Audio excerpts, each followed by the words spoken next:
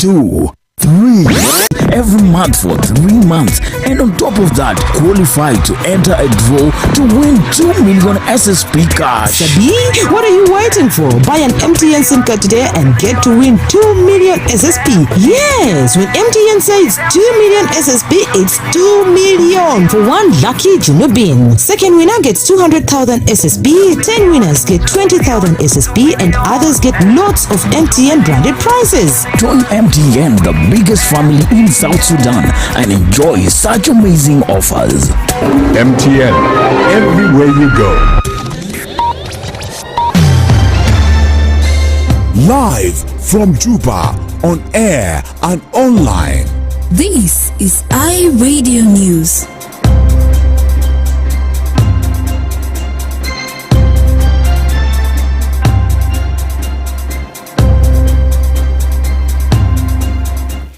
Hello, this is iRadio 1 o'clock news bulletin. First, the other headlines.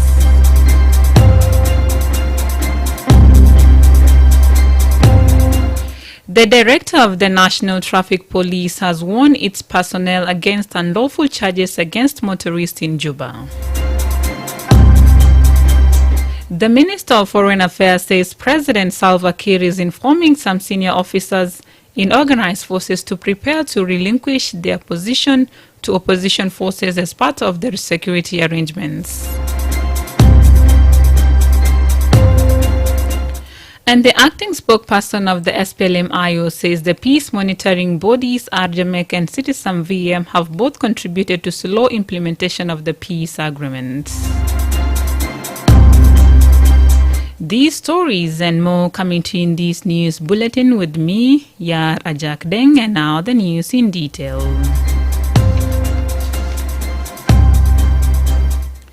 The director of the National Traffic Police has warned its personnel against unlawful charges on motorists in Juba.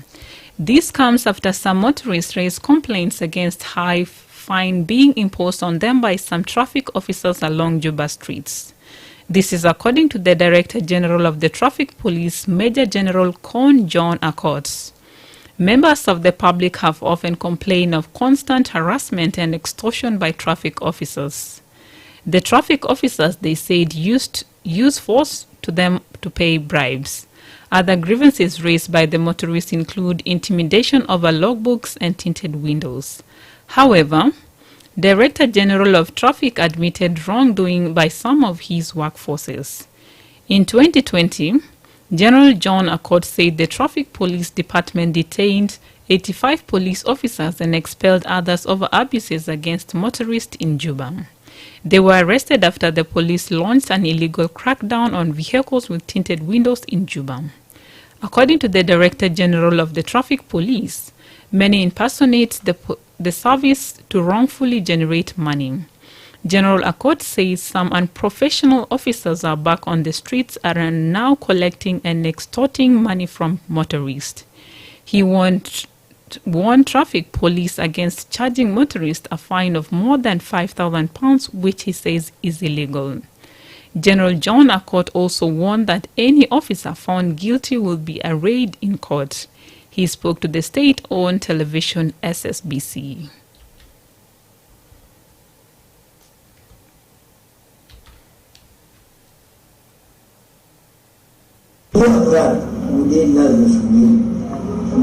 مجلس الزملاء وبيعمل اسعار مدير حمايه المدير العام اسعار غير قانونيه وبيقولوا للمواطنين بشوارع فانا بكلام ده كلام ده مرفوض وانا ما بقبله لانه يا اخوانا اي مخالفه بالقانون انه حاجه بالموت وانا اوجه افراد المرور ان يا اخوانا احسن لنا نضبط الشارع ونحافظ على ارواح المواطنين. بالمناسبة لو في حاجة بسيط أنت ممكن تعمل إزالة للدول تقول له أمشي والجمع بتاع القروش بأي محل ده ما كويس ما برسوم أكثر من 5,000 على حسب القانون. President Salva Kiir has called on senior officers in the organized forces to prepare to relinquish some of their positions to the opposition as part of security arrangements. This is according to the Minister of Foreign Affairs and International Cooperations. Mayikai says the president told those whose position will fall for opposition to imitate Vice President Dr. James Waniga and Vice President Tabande's courageous decision to relinquish their position for the cause of peace in 2002 and 2018 respectively. Mayik stated that some senior officers in the organization who have played gallantry and discipline throughout their lives in service of South Sudan occupy senior leadership positions in the army, the police, and the organized forces. These negotiations mean that some will lose their seats, not because of their merit or competence, but to accommodate others in the peace agreement. In considering the options on the table for leadership structure, the President recalls the courageous decision made by His Excellency Dr. James Waniga, who in 2002 gave up his position of leadership in the SPLM for the cause of peace.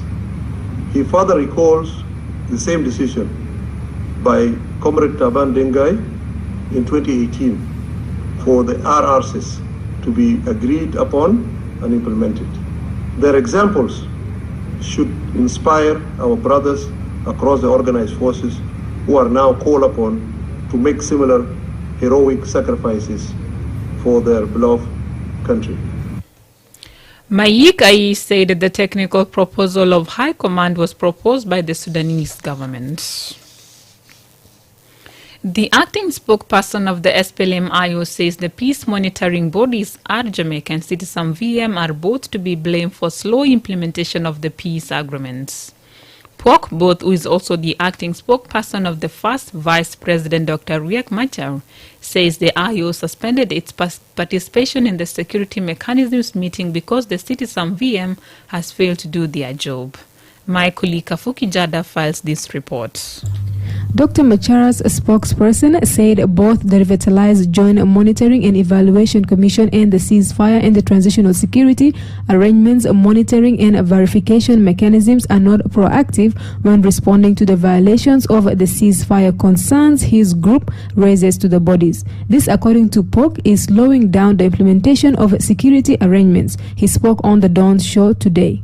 Pok criticized the National Tribunal. He said the group in which the SPLM-IO is a member has not been properly managing the resources of peace implementation. In February last year, the then political analyst also criticized Arjamek, Citizen VM, for not recommending punitive measures against those drilling the speedy implementation of the revitalized peace deal. Dr. James Okok, a political analyst, said the Revitalized Joint Monitoring and Evaluation Commission and the Ceasefire Monitoring Body, Citizen VM, has both failed to enforce a more rigorous approach to motivate the potential of the parties. On Wednesday, the Minister of Information disclosed that some parties are not happy with the way the Ceasefire Monitoring Body, Citizen VM, investigates ceasefire violations.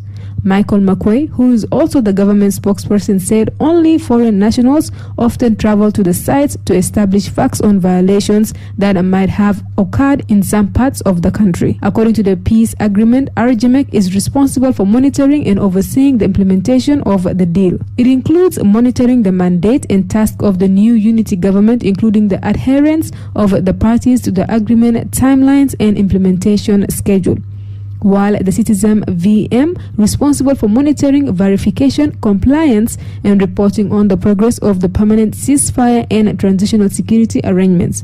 Arjamek, Citizen VM, and the NTC are yet to comment on the matter. Thank you, Kafuki, for that report. The SPLM party is calling on principals to the revitalized peace agreement to work together in order to prevent the country from sliding back to another conflict.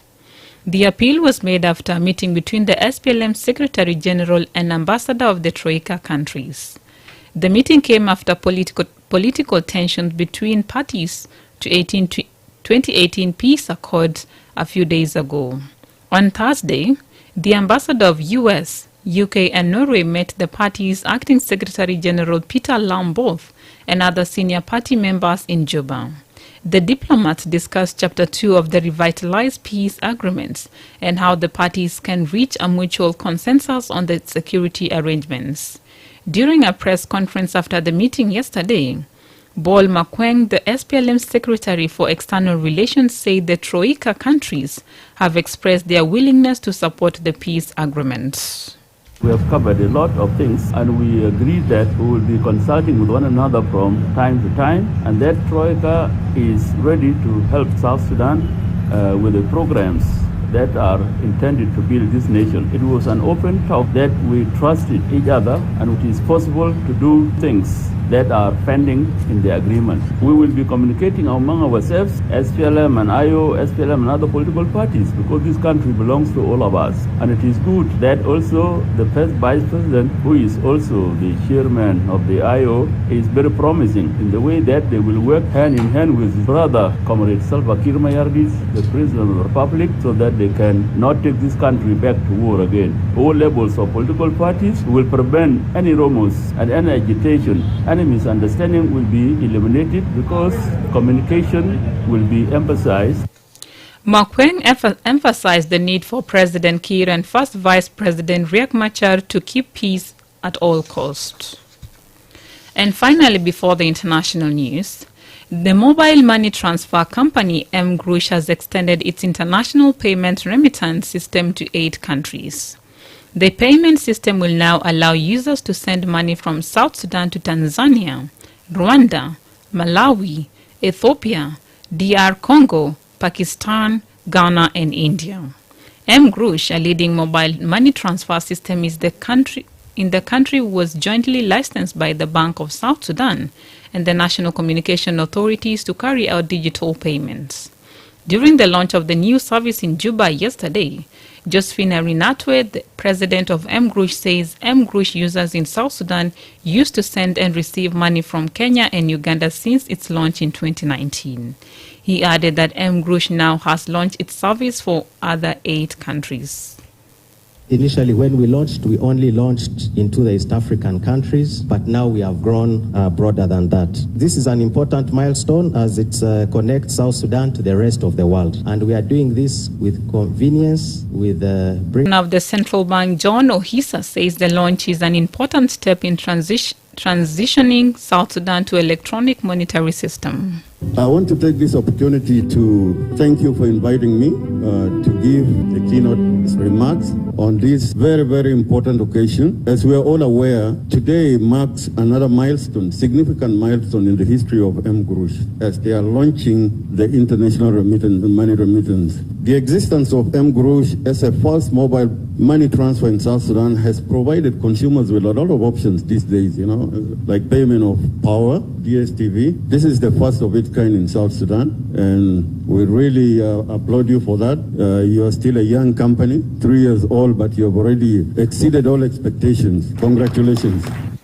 The launch was witnessed by the Deputy Governor of the Bank of South Sudan and the Chairperson of National Communication Authorities and representatives of regional embassies in the country. You are listening to iReady Afternoon News, and now approaching stories making headlines in the region and international scene, brought to you by MTN. My colleague Chan Ninro joins us. 1, 2, 3. 1 million. 2 million. Yes, it's time to celebrate MTN 2 million. MTN has reached over 2 million customers and still counting. With over 2 million subscribers, why won't you trust MTN? To enter the draw, get an MTN SIM card today and get free 10 minutes every day for 3 months and 500 MB every month for 3 months. And on top of that, qualify to enter a draw to win 2 million SSP cash. Sabi, what are you waiting for? Buy an MTN SIM card today and get to win 2 million SSP. Yes, when MTN says 2 million SSP, it's 2 million for one lucky Junubin. Second winner gets 200,000 SSP, 10 winners get 20,000 SSP, and others get lots of MTN branded prizes. Join MTN, the biggest family in South Sudan, and enjoy such amazing offers. MTN, where you go. Thank you, Yara Jack. Here are the stories making headlines in the international arena. 5 Medicine Sans Frontiers MSF head workers held hostage for over a month after being kidnapped in northern Cameroon have been released. The group was released in neighboring Nigeria. They included Franco-Iborian, Senegalese, Chadian, and 2 other Cameroonian security guards. The charity group says they are now safe and sound.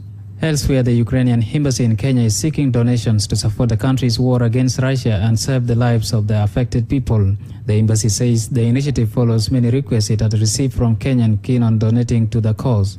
It had opened 2 fundraising bank accounts and an account on M-Pesa, the mobile money transfer system. Latest UN figures show that more than 4 million people have left Ukraine since the Russian invasion on 24th February.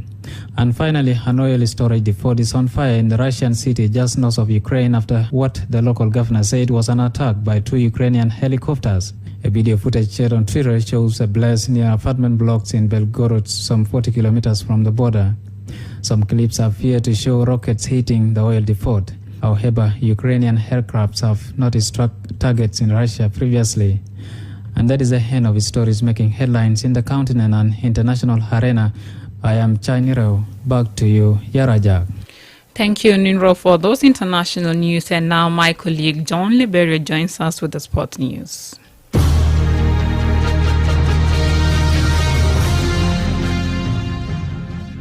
Welcome to Sports News. The World Cup draw will be held today at Doha Exhibition and Conference Center at 4:45. Teams are seeded based on the FIFA World Rankings released on 31st March. Host Qatar will be given position A1 from Port 1, and the top 7 ranked teams who have qualified are the other top seeds. England are among them. Teams from the same continent will be kept apart, except for European countries where a maximum of 2 can be in any one group. The 3 playoff winners not yet decided: Wales versus Scotland or Ukraine, Costa Rica versus New Zealand, UAE, Australia versus Peru, will be in the bottom pot of seats. The FIFA World Cup takes place between 21st November and 18 December this year in Qatar. In Women's Champions League, Arsenal were knocked out of the Women's Champions League at the quarter-final stage after being beaten 3-1 on aggregate by Wolfsburg to end British interest in the competition. The Londoners had salvaged a 1-1 draw late in the first leg at the Emirates last week, but were undone by goals in each half from the Frankfurt Bundesliga leaders. 7-time winners Lyon hit back to beat Juventus 4-3 on aggregate and reach the Champions League semi-finals. Trailing 2-1 after the first leg, Lyon took control by netting twice in 2 minutes in the return home leg. Lyon set up a testy all-French semi-final tie against Paris Saint-Germain, who progressed on Wednesday following a thrilling 4-3 aggregate win over Bayern Munich. In boxing, George Kambosos and Devon Haney will fight for the undisputed lightweight title in Melbourne on 5th June. Australian Kambosos claimed